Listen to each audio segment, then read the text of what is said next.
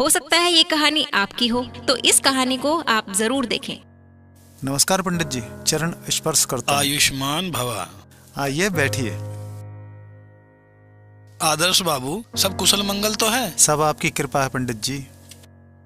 पंडित जी, आज मैंने आपको खास उद्देश्य से बुलाया है। पंडित जी, आज मैं आपसे अपने भविष्य के बारे में जानना चाहता हूँ। बोलिए जजमान। कि मेरा भविष्य कैसा होगा, मेरा बुढ़ापा कैसा होगा और मेरी मृत्यु कहाँ और कैसे होगी। पंडित जी, मुझे भी बताइए, मुझे भी यही जानना है। आपका भी बताता हूँ। और पंडित गौरी शंकर जी लगे अपने गुड़ा भाग में। आदर्श बाबू के सवालों का जवाब जो देना था, आइए देखते हैं पंडित जी ने उनके सवालों का क्या जवाब दिया। जजमान, आप दोनों का भविष्य तो एक जैसा ही है। आपकी आयु भी उतनी ही होगी जितनी आपकी माता की आयु। जितना सुख तुम्हारी माता को, उतना ही आपको। जिस स्थान पर उनकी मृत्यु होगी, उसी स्थान पर आपकी भी मृत्यु होगी। अर्थात जैसा भविष्य आपकी माता का होगा, वैसा ही आप दोनों का भी होगा। अर्थात जैसा भविष्य आपकी माता का, वैसा ही आपका। जहां आपकी माता की मृत्यु, वहीं आपकी। पंडित गौरी शंकर जी ने आदर्श बाबू को उनका भविष्य बताकर अपनी दक्षिणा ली और वहां से प्रस्थान किया।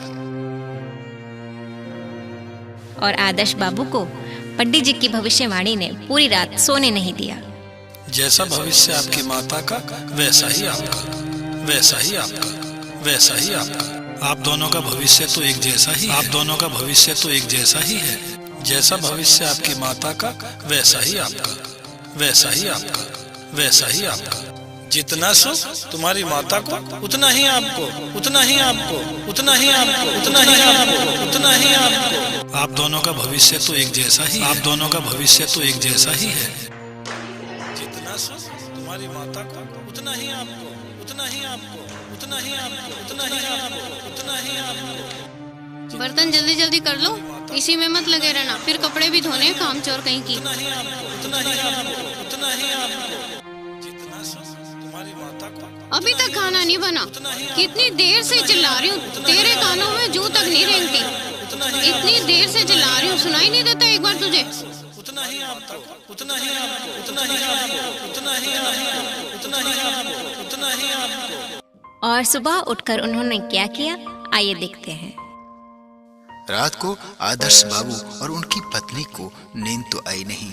सुबह आदर्श बाबू जल्दी तैयार हुए और उनकी पत्नी गाड़ी की चाबी लेकर पहले से ही इंतजार कर रही थी, क्योंकि उन्हें पता चल चुका था कि अब क्या करना है।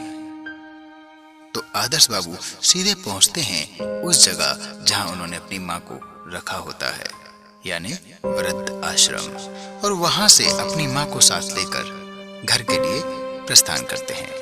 और घर पर उनकी पत्नी पहले से ही उनके आने का इंतजार कर रही हैं। आओ मम्मी आदर्श जी, आओ बाबू की अंदर पत्नी आओ। ने पहले तो अपनी सास से मम्मी जी, क्षमा मुझे मांगी। माफ कर देना, मैं आपकी उनकी बहुत सासू बड़ी माँ ने गुनहगार हूँ। उन्हें गले से लगा सॉरी लिया, फॉर दैट। क्योंकि माँ आखिर माँ होती है। जिन आदर्श बाबू को कल रात नींद नहीं आई थी, आज माँ के आ जाने पर चेहरे पे एक अजीब सी प्रसन्नता थी। वो जान चुके थे कि असली सुख कहाँ है। उनको आज बहुत ही मीठी नींद आएगी। दोस्तों, माँ आखिर माँ होती है।